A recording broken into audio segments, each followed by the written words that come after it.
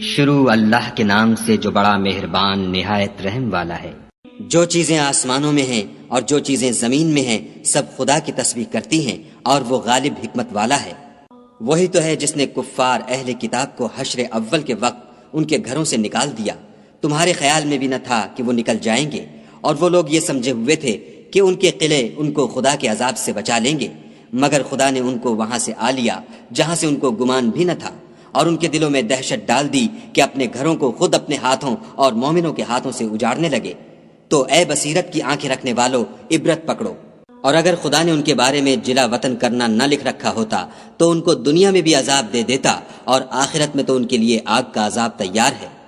یہ اس لیے کہ انہوں نے خدا اور اس کے رسول کی مخالفت کی، اور جو شخص خدا کی مخالفت کرے تو خدا سخت عذاب دینے والا ہے۔ مومنوں، کھجور کے جو درخت تم نے کاٹ ڈالے یا ان کو اپنی جڑوں پر کھڑا رہنے دیا سو خدا کے حکم سے تھا، اور مقصود یہ تھا کہ وہ نافرمانوں کو رسوا کرے۔ اور جو مال خدا نے اپنے پیغمبر کو ان لوگوں سے لڑائی بھڑائی کے بغیر دلوایا ہے اس میں تمہارا کچھ حق نہیں، کیونکہ اس کے لیے نہ تم نے گھوڑے دوڑائے نہ اونٹ، لیکن خدا اپنے پیغمبروں کو جن پر چاہتا ہے مسلط کر دیتا ہے، اور خدا ہر چیز پر قادر ہے۔ جو مال خدا نے اپنے پیغمبر کو دیہات والوں سے دلوایا ہے وہ خدا کے اور پیغمبر کے قرابت والوں کے اور یتیموں کے اور حاجت مندوں کے اور مسافروں کے لیے ہے، تاکہ جو لوگ تم میں دولت مند ہیں انہی کے ہاتھوں میں نہ پھرتا رہے۔ سو جو چیز تم کو پیغمبر دیں وہ لے لو، اور جس سے منع کریں اس سے باز رہو، اور خدا سے ڈرتے رہو، بے شک خدا سخت عذاب دینے والا ہے۔ اور ان مفلسان تارک الوطن کے لیے بھی جو اپنے گھروں اور مالوں سے خارج اور جدا کر دیے گئے ہیں، اور خدا کے فضل اور اس کی خوشنودی کے طلبگار اور خدا اور اس کے پیغمبر کے مددگار ہیں، یہی لوگ سچے ایماندار ہیں۔ اور ان لوگوں کے لیے بھی جو مہاجرین سے پہلے ہجرت کے گھر یعنی مدینے میں مقیم اور ایمان میں مستقل رہے، اور جو لوگ ہجرت کر کے ان کے پاس آتے ہیں ان سے محبت کرتے ہیں، اور جو کچھ ان کو ملا اس سے اپنے دل میں کچھ خواہش اور خلش نہیں پاتے،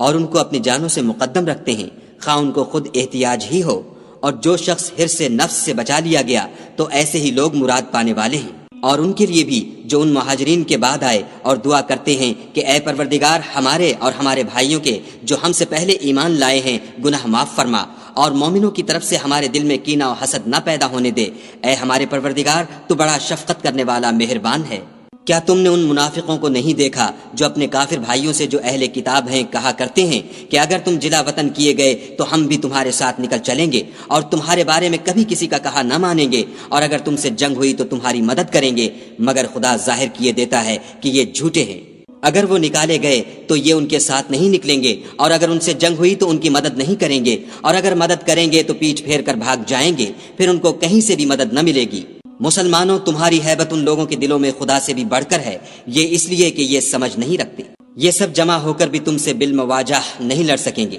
مگر بستیوں کے قلعوں میں پناہ لے کر یا دیواروں کی اوٹ میں مستور ہو کر ان کا آپس میں بڑا رعب ہے۔ تم شاید خیال کرتے ہو کہ یہ اکٹھے اور ایک جان ہیں، مگر ان کے دل پھٹے ہوئے ہیں، یہ اس لیے کہ یہ بے عقل لوگ ہیں۔ ان کا حال ان لوگوں کا سا ہے جو ان سے کچھ ہی پیشتر اپنے کاموں کی سزا کا مزہ چکھ چکے ہیں، اور ابھی ان کے لیے دکھ دینے والا عذاب تیار ہے۔ منافقوں کی مثال شیطان کی سی ہے کہ انسان سے کہتا رہا کہ کافر ہو جا، جب وہ کافر ہو گیا تو کہنے لگا کہ مجھے تجھ سے کچھ سروکار نہیں، مجھ کو تو خدا رب العالمین سے ڈر لگتا ہے۔ تو دونوں کا انجام یہ ہوا کہ دونوں دوزخ میں داخل ہوئے، ہمیشہ اس میں رہیں گے، اور بے انصافوں کی یہی سزا ہے۔ اے ایمان والو، خدا سے ڈرتے رہو، اور ہر شخص کو دیکھنا چاہیے کہ اس نے کل یعنی فردائے قیامت کے لیے کیا سامان بھیجا ہے۔ اور ہم پھر کہتے ہیں کہ خدا سے ڈرتے رہو، بے شک خدا تمہارے سب اعمال سے خبردار ہے۔ اور ان لوگوں جیسے نہ ہونا جنہوں نے خدا کو بھلا دیا تو خدا نے انہیں ایسا کر دیا کہ خود اپنے تئیں بھول گئے، یہ بد کردار لوگ ہیں۔ اہل دوزخ اور اہل بہشت برابر نہیں،